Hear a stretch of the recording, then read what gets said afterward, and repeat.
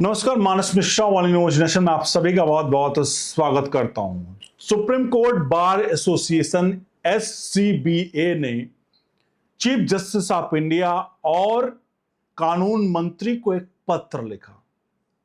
वो पत्र है कॉलेजियम को लेकर के और कॉलेजियम की शक्तियों को लेकर के, और कैसे कॉलेजियम के जरिए जो रिक्रूटमेंट यानी कि जो नियुक्तियां होती हैं, वो नियुक्तियां कैसे पूरी तरह से उसमें अपारदर्शिता है, उसको लेकर के ये पत्र जब सबके सामने आया तो इस पत्र ने मानो हड़कंप मचा दिया।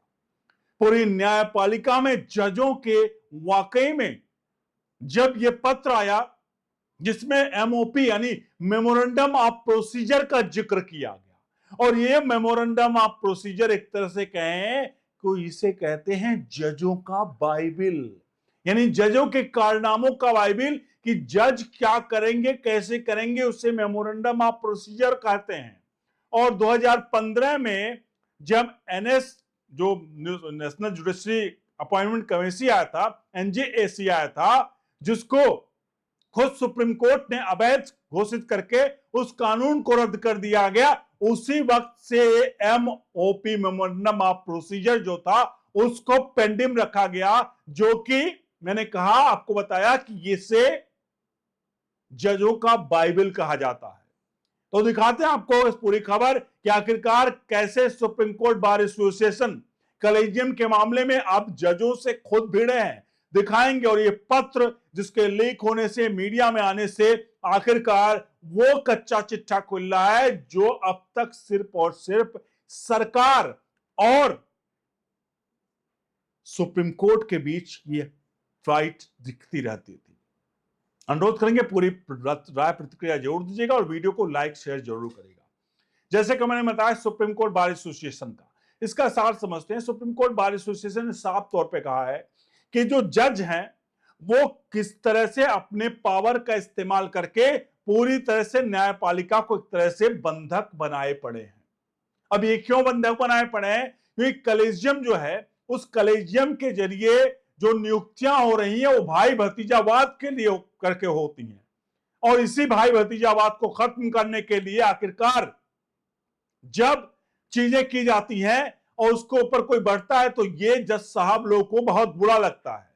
जज साहब लोग अपने ही भाई भतीजावाद को बना करके, अपने भाई भतीजा को बना करके उनकी नियुक्ति करते हैं और पारदर्शिता नहीं लाते हैं। इसलिए कम से कम जैसे UPSC है, UPSC रिक्रूटमेंट करता है IAS का, सिविल सर्विसेज के लोग सर्वेंट्स का, उसी तरह एक नियुक्ति कमीशन बिठाया जाए सुप्रीम कोर्ट और हाई कोर्ट में, और उनका काम हो कि ये डेटा के उसको जानकारी लेना और पूरी तरह से डेटा को अपने पास रखना कि कहां कितनी नियुक्तियां हैं, और अगर कोई जज नियुक्त किए जा रहे हैं तो उनका पास प्रोसीजर क्या रहा है, उनका रिकॉर्ड क्या रहा है, किस किस केसेस पर उन्होंने फैसले दिए हैं, क्या वो फैसले थे, वो सब कुछ एक प्रॉपर क्राइटेरिया होना चाहिए, जिसके लिए इस तरह से अपॉइंटमेंट कमेटी एक नियुक्त की जानी चाहिए, और वो हाई कोर्ट में भी और सुप्रीम कोर्ट में भी हो। ये साफ तौर पर मांग की सुप्रीम कोर्ट बार एसोसिएशन ने, और उन्होंने साफ कहा कि ये जो है वो गैंग ऑफ बॉयज है, यानी कि ये जो पूरा का पूरा जजों का ये जो नियुक्ति कल्चर वाला जो है वो केवल और केवल पुरुषों के लिए है, क्योंकि महिलाओं का प्रतिनिधित्व चाहे सुप्रीम कोर्ट हो चाहे हाई कोर्ट हो, दोनों में महिलाओं का प्रतिनिधित्व बहुत ही कम है। और जब महिलाओं का प्रतिनिधित्व कम हुआ, इसका मतलब साफ है कि वहां पर पुरुषों का प्रतिनिधित्व बढ़ा, और महिलाओं को जहां पूरा देश महिला सशक्तिकरण की बात करता है, वही न्यायपालिका अपने ही घर में महिलाओं के साथ क्या कर रहा है, ये देखिए भेदभाव, उसको लेकर के सुप्रीम कोर्ट बार एसोसिएशन ने बड़े सवाल पूछे। इस पत्र में सुप्रीम कोर्ट बार एसोसिएशन ने वो सवाल पूछे, वो चीजें कही हैं जिसका साफ तौर पर जजों से रिलेशन और जजों का पूरा कच्चा चिट्ठा खोलता है। आपसे अनुरोध, इस पूरे प्रकरण पर अपनी राय प्रतिक्रिया जरूर दीजिएगा, वीडियो को लाइक शेयर जरूर करेगा। आपको लगता है कि आज तक ये जज कितने पावरफुल, आप समझ सकते हैं कि आज तक जो जज कोई भी हो, बड़े से बड़े कानून मंत्री किरण रिजिजू आखिरकार क्यों हटाए गए? बड़ा सवाल है। उपराष्ट्रपति, पूर्व उपराष्ट्रपति जगदीप धनखड़ हमेशा ये बार बार बोल रहे थे, किस पर? न्यायपालिका पर, सुप्रीम कोर्ट पर, उनकी शक्तियों पर। अचानक से उनका इस्तीफा हो जाता है स्वास्थ्य कारणों से। हालांकि वो कहा गया कि स्वास्थ्य कार्ड था, कई लोग कहे राजनीतिक था। क्या कोई बड़ा प्रेशर था?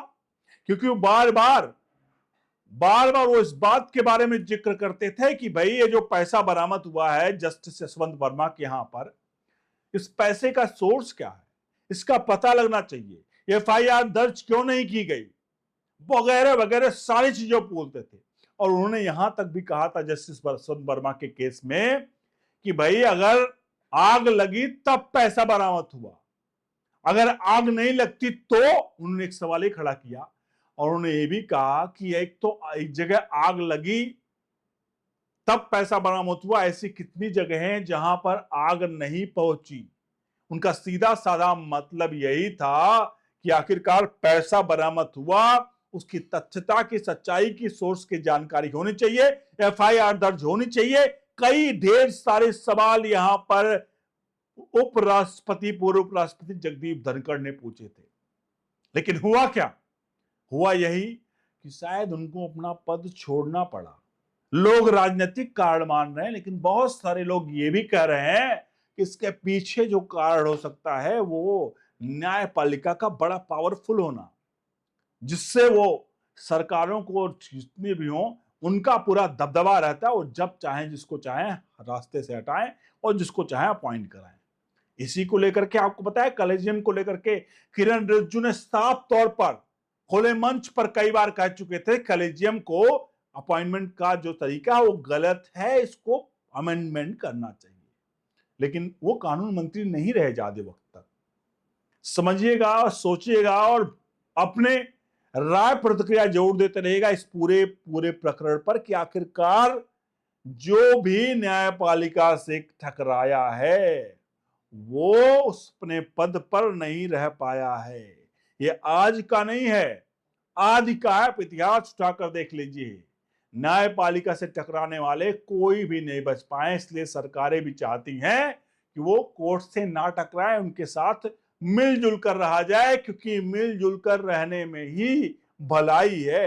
अगर मिलजुल के नहीं रहे होंगे तो आप किरण रिजिजू बन जाएंगे, आप मिलजुल के नहीं बनेंगे तो आप जगदीप धनखड़ बन जाएंगे। यानी कि आपके नाम के सामने, आपके पद के सामने एक्स लगना तय है। एक्स ये ट्विटर वाला एक्स नहीं है, एक्स है भूतपूर्व, जहां अब उपराष्ट्रपति भूतपूर्व हो चुके हैं जगदीप धनखड़, क्योंकि उन्होंने मोर्चा खोला था। और कानून मंत्री किरण रिजिजू भी भूतपूर्व हो चुके हैं कि उन्होंने भी सुप्रीम कोर्ट के खिलाफ मोर्चा खोला था। इस पूरे प्रकरण पर अपनी राय प्रतिक्रिया जरूर दीजिए।